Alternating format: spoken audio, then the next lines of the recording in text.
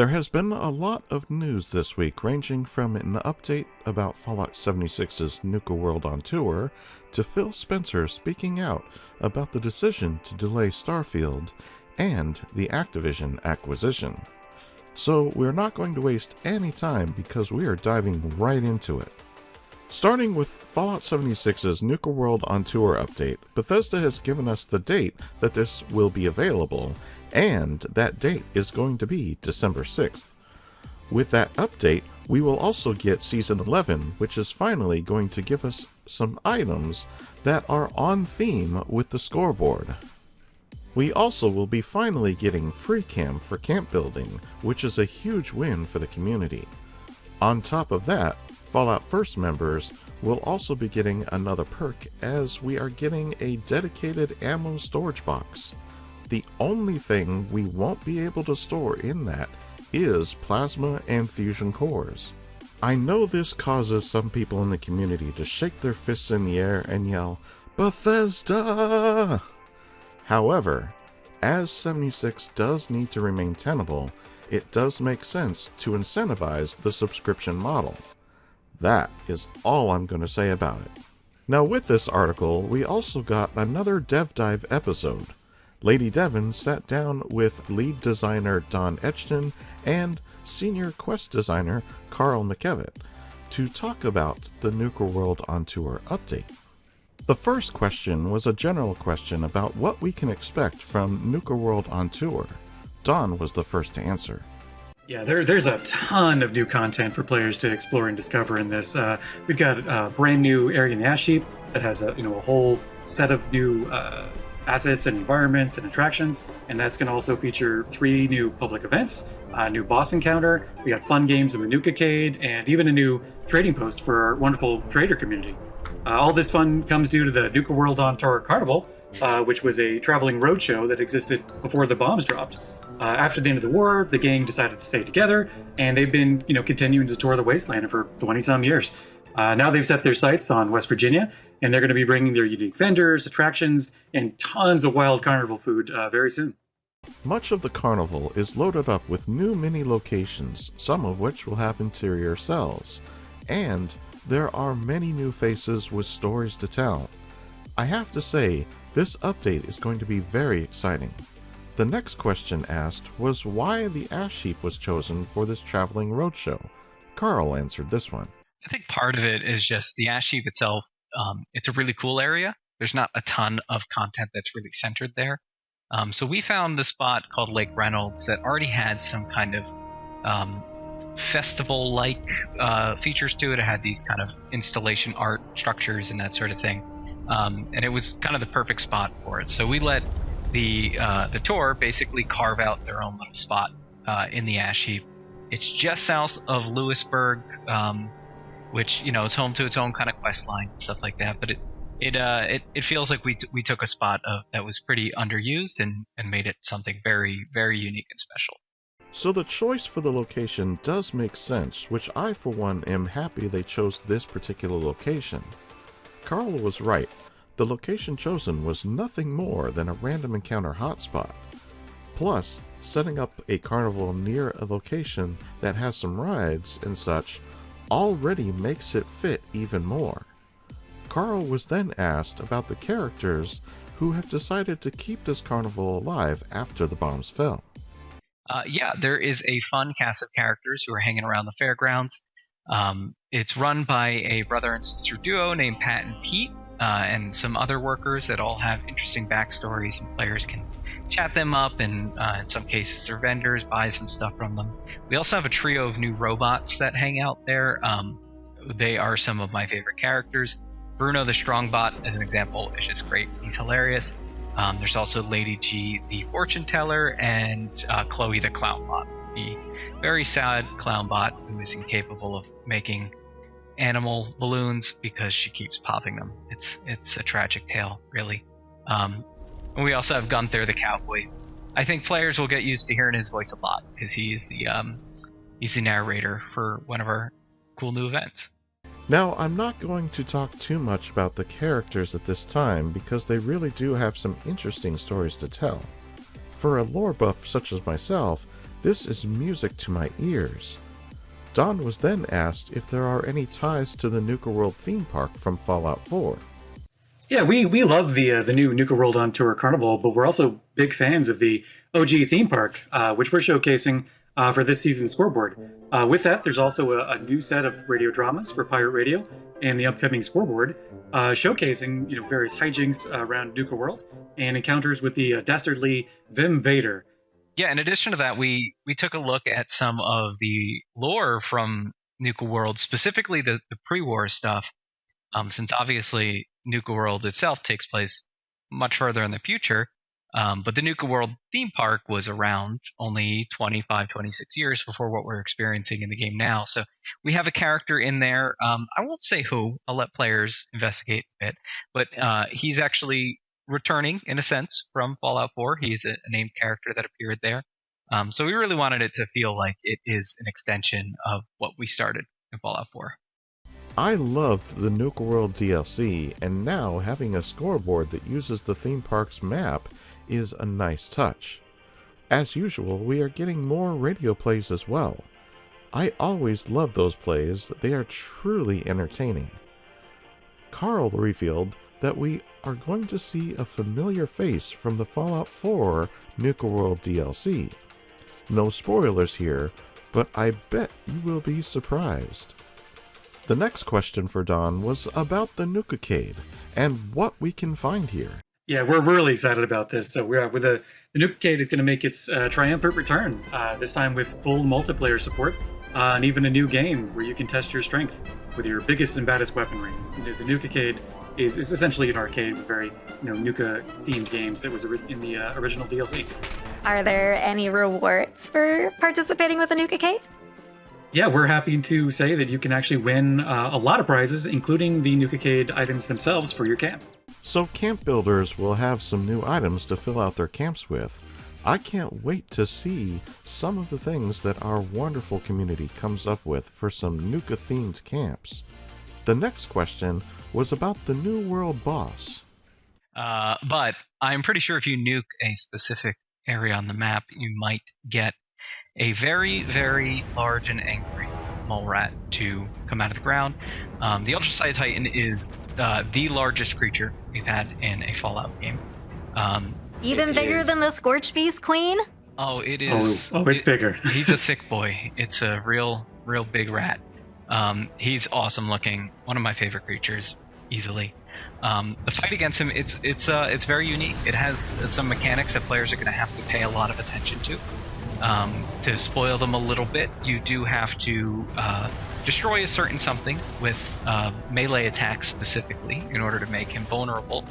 But otherwise, he is a very beefy creature to take down. So it takes a lot of teamwork, a lot of chaos going on during it. It's a very fun fight. Yeah, he is a welcome member to our current trio of massive nuke summoned bosses. This new boss is the largest creature ever made for a Fallout game. This is going to be a tough fight, so make sure you have a solid team to work with, because it will be a team effort to bring this boss down. Our next question was about the rewards and what we can get in this update. Sure, and not just the Titan itself, but rewards are really scattered throughout this update. Playing the events, even playing in the Nukacade. We've got a bunch of new, unique named legendary weapons that have some very cool visuals that go with them too. Some themed ones like the Love Tap, which is a heart-covered submachine gun that you can get from playing the Tunnel of Love. We've also got the actual props himself from throughout Nuka World, including some of the actual stands from the Nukacade, so you can play those games back in your camp. We went through all this effort to build Nuka World only to really allow players to get all the pieces and build an even cooler version of it in their camp. So I look forward to seeing that. There are so many rewards on this list that it is just too long to go over here. Suffice it to say that we are getting a lot of really awesome stuff this time around. Which leads us right into the next question, which was asking about the items they are most excited about. Yeah, I think the two items for the scoreboard that are just absolutely stellar are the bottle and cappy backpacks. They got these like wild dangly legs, so when you're running around Appalachia, there's just like this weird, crazy sort of juxtaposition between you know, shooting ghouls in the face and these like funny kind of dangly arm backpacks on your back. So we really love that. It's a lot of fun. Now, I know some of you are going to really love those backpacks, but for me, I would have chosen some of the other items to show off instead. Don't get me wrong, having a dynamic backpack is kind of cool, but it just doesn't excite me as much as some of the other items do. The next question was asking if there were any interesting stories that happened during development. Yeah, I have one. So we had a bug where you know the Ultralight Titan was this massive creature, does this giant smash attack. He was breaking his own crystals, so we were, you know, sort of like, yeah, we got to fix that. But it's also pretty funny and it makes the event easier. In Spin the Wheel, which is kind of broken up into individual rounds, and different things can happen in those rounds. One of those rounds is a twist where you have to keep moving or else you'll explode. And so that's fun. You play that for 30 seconds. We had an issue where it stuck around, so we had several playtests where we would have that round trigger, and then for the rest of the game, for the rest of the event, you had to just keep moving or else you would explode. We almost kind of wanted to leave it in, but in the end, it was a little punishing. That was spin the wheel hard mode. That last bit would have been fun to keep in. It would have been the Fallout version of the movie Speed. Though I would not be surprised to see this bug pop up in the future, if you know what I mean. The next question revolved around player feedback. Yeah, we really wanted to make sure that this season tied in as much as it could to the in-game content. And so this is one of the first times that we've had a very direct tie. Obviously, it's Nuka World versus Nuka World on Tour, but they're obviously both Nuka-Cola themed. And we wanted to make sure that like I said, we can get as much Nuka-Cola as we could possibly get into an update. This one really speaks for itself, so I'm just going to move right into the next question, which was about the radio plays. Absolutely. Yeah, we have the 5 new radio plays for Pirate Radio that delve into all kinds of fun hijinks at Nuka World, the original theme park. I can't wait for the new radio plays. There's not really any need to say more here, so the next question was about the camp building mode Free Camp. Oh man, Free Camp is very cool. It's just a button that you hit and you basically switch to a free floating camera. You can actually even just see your own character while you're doing this, which is also fun. But you can float around the entire build area and place things freely that way. You still gotta spend components to build them as you normally would, but you are no longer tied down to the earth. You are a free floating agent of building destruction. It's going to be a game changer when it comes to people making their camps, and we know that is a huge part of our game. We love our builders. They make really great stuff. We are going to make it a lot easier for them to make things, and a lot easier for me because I make camps all day, and playing with this, it's perfect. You can end up pulling off things that would normally take a lot of finagling and putting your character at mortal risk to be able to do. That can now, you could just fly around the camp and place things pretty freely. A lot of thoughts being put into it. I'll shout out now, just as a reminder, there's a lot of settings that players can toggle in the settings menu for additional preferences between things. So there's a lot of design considerations to make along the way about what the best way to handle something was, and a lot of people have a lot of different preferences. So we open those up so players can toggle between them. It's very cool. It's really just like, it's going to feel like a brand new game for the building when that's in. It's incredible, really. For camp builders, this is a game changer. I know it will make life much easier, and I don't build nearly as good as many of you do. This is probably one of the best features to be added to the game yet.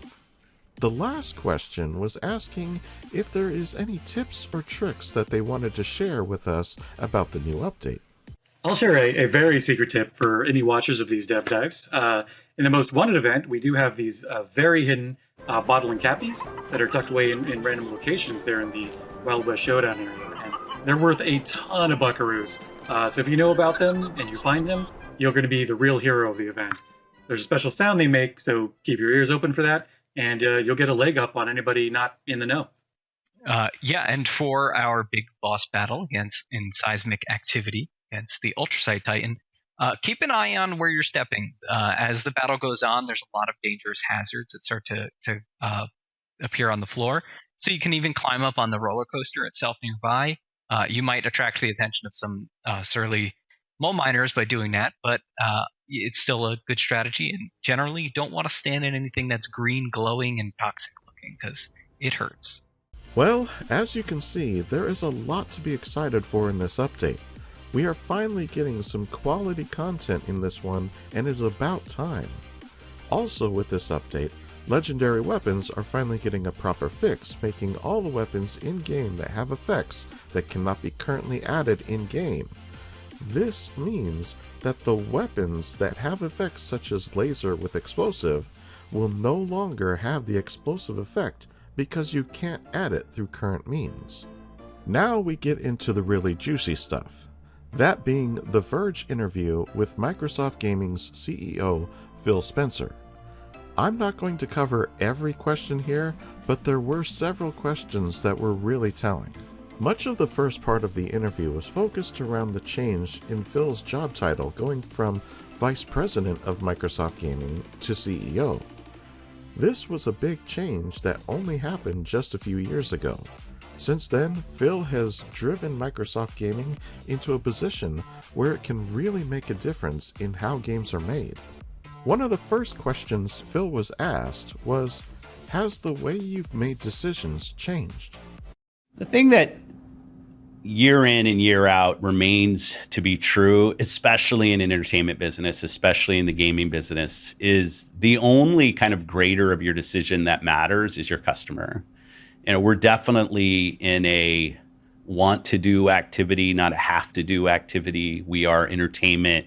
We're kind of an at-will activity. And when people decide to spend their most precious resource, which is obviously their time and their finances in gaming, and they choose maybe to play a game with us on our platform or one of our first-party games, that's the thing that just sits at the center of every decision that we make as a team, is what would our customers think. And we don't always get it right. And we could have them kind of ingrained and chiseled in my brain, decisions that we've made where we haven't landed exactly right, things that we were trying to do. But the reception we get from our customers and our fans sits front and center in the decisions that we make. And that force in our decision making only goes up, meaning as I sit in this job longer, maybe there'd be some expectation that decisions would become more rote, become easier based on this body of knowledge. But the space that we sit in is dynamically changing.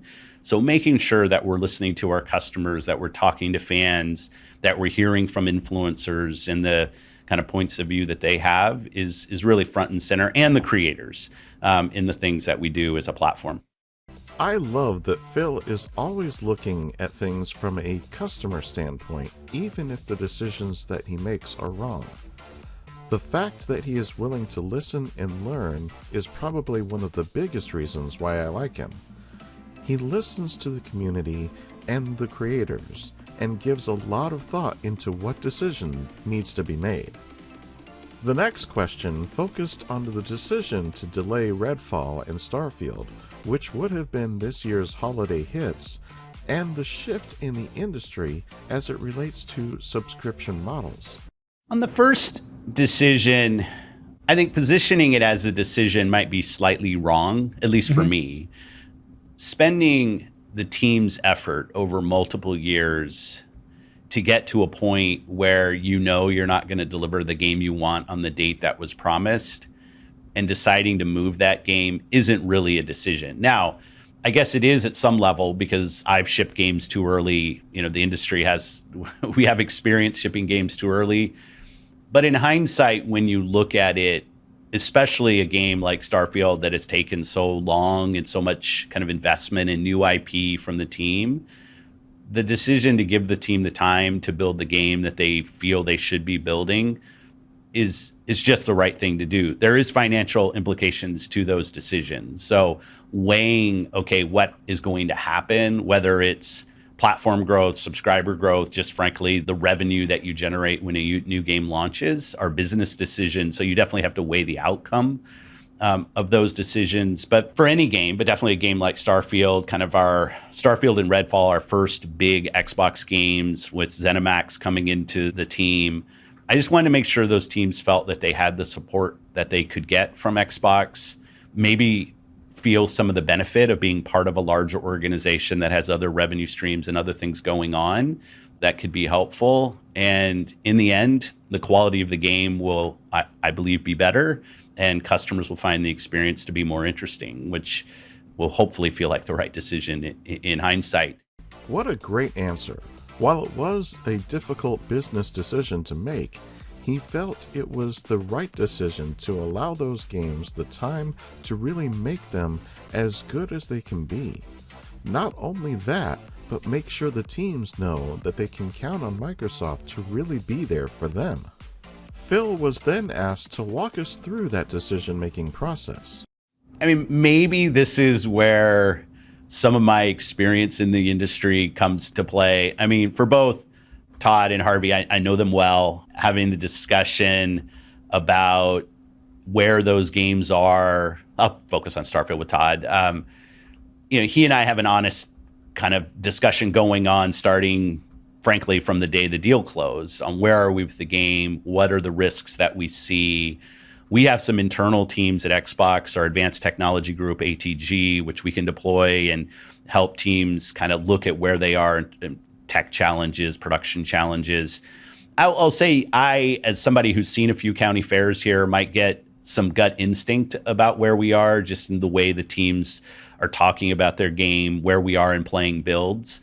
But you want teams to feel like they own their dates. It's one of the things I've learned is that when teams feel like they own their own destiny with their games, that they deliver better. So you kind of wait for the real signal from the creative teams and production teams. But it's an ongoing discussion about where we are. It's not like one day all of a sudden somebody comes in and says, okay, our date's going to have to move. We understand the weighted risk on everything that's going on and just kind of track it. It's a fundamental part of the job that Matt Booty does and Jamie Leader in running our first-party studio organizations. This one was really interesting to me because we finally get an answer that everyone has speculated on for months now. Who made the decision to delay Starfield? Well, it was Bethesda. Phil didn't come in and not like what he saw. He spoke with Todd and the team, and they made the decision, hard as it was to make. Phil is right here when he said he wants the teams to feel like they are in control of their own destiny, giving them the ability to say, you know what, we're not ready to release this game yet, and we need a little more time to work out some things, is a big deal and a major morale booster. It's like the way the old saying goes, a happy worker is a productive worker. The next question followed up with comparing the hits model with the subscription model, and was the subscription model the direction Microsoft was moving towards? We don't have this vision of everybody's paying us $15 a month. We think the subscription is an interesting business model for certain kinds of games and for certain customers. But I really see it as diversifying the way people build their library of games, or creators can reach the customers that they want to reach with the content that they build. But it will always be part of the business, in my view. I think people buying their games and owning their games will be an important part of the business for years and years to come. Free-to-play games with post-sale monetization and the add-ons and battle passes and stuff that those teams have figured out will be a significant, probably majority of the business for a decade plus. And subscription will augment that. And really, that's the extent of it. We're not building towards a world where subscription is in any way dominant or predominant on our platform. We think for certain customers, maybe certain customers in certain markets with certain economic kind of livelihood that they're managing their cash flows, subscription can be very valuable. But having our customers choose the way they decide to play and how they play is really fundamental, going back to how we make decisions. And it's why you don't see us doing exclusive games in the subscription or trying to drive people away from purchasing games. We love it when people purchase their games. It's fantastic. But we also like it when people subscribe. The thing that we're really looking at is, can we just get more people to play more games and make that easy for every player who wants to play? I am glad that Phil said this. He clearly understands both sides of the coin here, and that some people want to go the subscription route and others just want to own the game. Microsoft is clearly committed to doing both and giving people the option to do whichever they want. Not many businesses do this anymore, and I'm very happy to see that Microsoft is going to continue to do this. The next question was about the Activision deal. The question revolves around where Xbox is as far as industry sales and competition between the platforms. Well, on console, I think you would admit those both can be true. We can be in third place and have more demand than we've ever had. That's completely possible because I think the other console manufacturers are also seeing more demand than they ever had. I don't think anybody needs that quote from us to understand how irrelevant we are in mobile, right? Like, anybody who picks up their phone and decides to play a game would see that on their own, and PC as well. Our trials and tribulations over the last 5-6 years in PC gaming are well kind of documented, and we continue to work at it. And I love the work that the Xbox app team has been on, and our PC studios doing great work on PC, but it takes time. So I think one is just an accurate snapshot of where we are. And this, in terms of the Activision opportunity, and I keep saying this over and over, and it is true, it definitely starts with a view that people want to play games on every device that they have. And in a funny way, the smallest screen that we play on is actually the biggest screen when you think about install base in phone. And that's just a place where if we don't gain relevancy as a gaming brand, we're not alone in seeing this. Over time, the business will become kind of untenable for any of us. That if we're not able to find customers on phones, on any screen that somebody wants to play on, you really are going to get segmented to a niche part of gaming that running a global business will become very challenging. Now we are really getting to the meat and potatoes of the matter. There is a bit more to add to this response before I give my 2 cents, so let's listen. Well, let's just start with console all up. And maybe this is a vocabulary, but like how I think about it. If you say the gaming industry right now is $200 billion, and maybe it's growing by 9 or 10%, that's probably a 2021 number, but let's just use that. And if console as a business is flat, and PC's basically flat, and it's still growing at 9 or 10%, that means all of the growth is happening in mobile, which has been true now, if anybody looks at the numbers for 5 or 6 years, that all of the growth in gaming has actually come on mobile phones. So as a percent of the overall gaming business, console business is shrinking because the overall business is growing and console stays relatively flat as a business. Same thing with PC. And then when you look at the largest gaming companies out there, Tencent being the biggest gaming company in the world, so much of their revenue comes from mobile, and then they put their kind of business success that they've earned through the work that they've done into the market, acquiring other studios at a very fast rate. And it puts a lot of us out there who are maybe traditionally segmented to one screen and one device in a position of, okay, if you play this out over 10 years, if console itself is not going to grow, and PC will grow in certain years and not years, and mobile continues to grow, how do you continue to run the business and stay competitive to others that are out there either acquiring talent, building new business models, new distribution, building new franchises? It's critical that if you're trying to run an at-scale global gaming business, that you meet your customers where they want to play. And more, mobile is the places that people want to play. Now, in addition to that, there's also creative capability around social, casual, free-to-play that's on mobile. And I also think our studio organizations need to be great at building many different kind of games that many different kind of players play, not to kind of downplay the great success that we've had over the years as Xbox and the games that we love to go build. But in running a business like Xbox, you need to be globally relevant to anybody who wants to go play. I promise I will get to my response, but this next bit is kind of the most important part of the line of questioning. The question was, so what you're really buying is King. Absolutely. And in addition, the number that's not in the Candy Crush King number is Call of Duty Mobile and Diablo Mobile. which are big franchises that exist in that Activision bucket and in the Blizzard bucket that are also major players on phones. Yeah, the idea that Activision is all about Call of Duty on console is a construct that, might get created by our console competitor. And also maybe some players out there who... So you mean Sony, but you don't mean Nintendo. You mean Sony. I haven't heard Nintendo's been sending in any complaints about the deal. But if you look at the totality of what Activision Blizzard King does, where their customers come from, where they make money, and like the stat that you put out, again, it's not new. This has been many, many years. It's the same reason that Take-Two looks at Zynga and says, okay, we've got to build out our mobile capability. I'd say Activision Blizzard King did a better job of doing that earlier, definitely better than we did. And they're now in a position where they've got great PC franchises, great console franchises, and great mobile. For us, the real differentiation that they add to us is their mobile capability. Okay, so let's get into this. Everyone went to the fact that Call of Duty was the reason for the acquisition, and that clearly is not the case. Microsoft has very little in terms of a presence in mobile gaming, and King is quite literally that.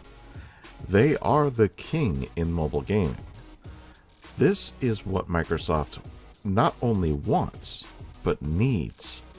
There is no way for Microsoft to compete in the mobile market without completing the Activision deal. Now, let me be clear here. I do believe that the deal will go through, but there are still some hurdles to get there.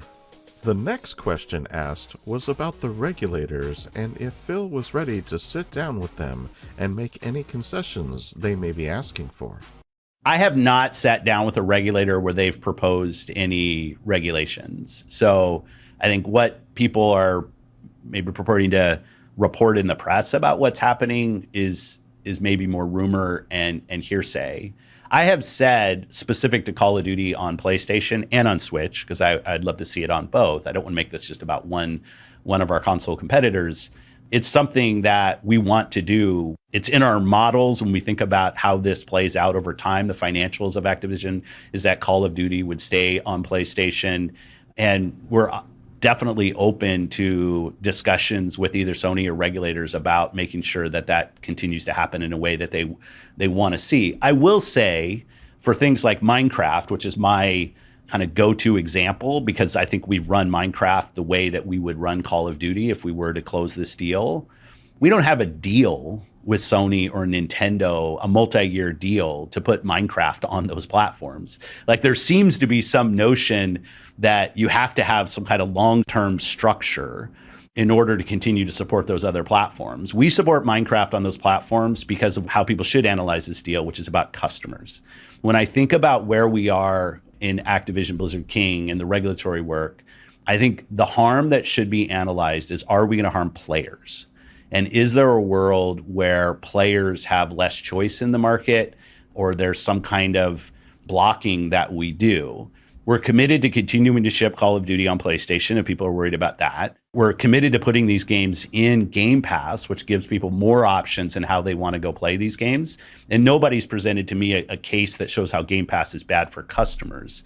So from the value of a customer, I have a ton of confidence in how a regulator or anybody else looks at this deal and says, okay, I understand that this, I have a point of view on how this deal impacts the real important constituent, which are the players. I don't think the regulatory view on this deal should be about how we compete with one of our competitors. Almost by definition there's give and take in market share and other things when we're competing with other companies. But in terms of players, I look at, can we bring benefit to the players in the gaming market through this deal? And I think we can.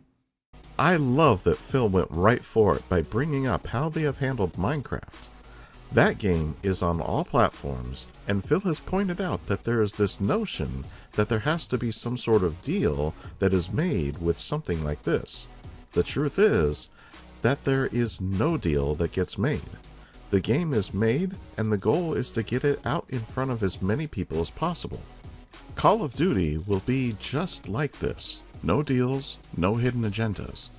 Just making sure that the customer can play the game anywhere they want to, no matter what platform it is they choose. And the truth shall set The next question focused on the fact that Sony has been trying to block the acquisition because they believe they will lose Call of Duty. The question was, has Phil spoken to them directly? Because the assumption is that he would have to put in writing that PlayStation will still get future Call of Duty games. No, you don't. That's what I'm saying. Like, I support Minecraft. I support the players on PlayStation who want to play our games like Minecraft. And as we expand to Minecraft Dungeons, Minecraft Legends, we do that not out of any contract we have with Sony, but the contract we have with our customers. And that's what's important. I understand in the optics of this deal that we might want to make, and I'm totally open to doing this, a contractual commitment to Sony for some number of years that says, okay, we're going to continue to ship Call of Duty on PlayStation. And I'm totally open to that. No issue at all. This idea that we're going to write a contract that says forever, like, like that doesn't make any sense in any like lawyer, like you're going to do something forever. There's obviously a business relationship until the royalty exchanges and other things. Like, you're not going to give up any ability to do what you need to do and the flexibility with the business in the future. When I'm saying things like, as long as they're a PlayStation, there was no implied threat at all. I hope there's a PlayStation forever. I do. I mean, I think PlayStation and Nintendo are great for the gaming industry. Hopefully I've been consistent in saying that. All I mean is that at some point, you've got to have the ability to running your business, not just the console business. It's not about at some point I pull the rug out of underneath PlayStation 7's legs and it's you just didn't like write the contract long enough. There's no contract that can be written that says forever. Our model is we want to be where players are, especially with franchises the size of Minecraft and Call of Duty. I think our Minecraft history now that's coming up on 9 years, shows in practice how we will support our customers. And that's what I want to do with Call of Duty. This idea that we would write a contract that says the word forever in it, I think is a little bit silly. But to make a longer term commitment that Sony would be comfortable with, regulators would be comfortable with, I have no issue with that at all. I do think there's going to be a time horizon, just like anybody writing a contract would suggest there should be and will be, but it has nothing to do with any kind of strategery there. We think Call of Duty will be on PlayStation as long as players want to play Call of Duty on PlayStation, and that's not a competitive threat against PlayStation. That's just a kind of a pragmatic way of looking at it. So it is very clear that Phil is committed to keeping Call of Duty on the PlayStation for as long as PlayStation customers want to play it there. No fingers crossed, or any hidden terms, no special deals that could limit Sony in any way. As far as I'm concerned, this is a win for players, period. Phil has always been well-spoken, and I believe that he really does care about customers as a whole. I have no reason to believe that what he says will change after the deal goes through as it pertains to Call of Duty. The interview went on a bit longer, but this was really all I wanted to cover here. Links to everything we have covered here today are in the description below. Now I want to hear from you. What do you think about the Nuka World update? Is there something you are looking forward to in that update? Do you have anything to say about the Activision deal? Sound off in the comments below. While you're at it, like, subscribe, and share. As always, I'm just glad you stopped by, and I'll see you in the next one.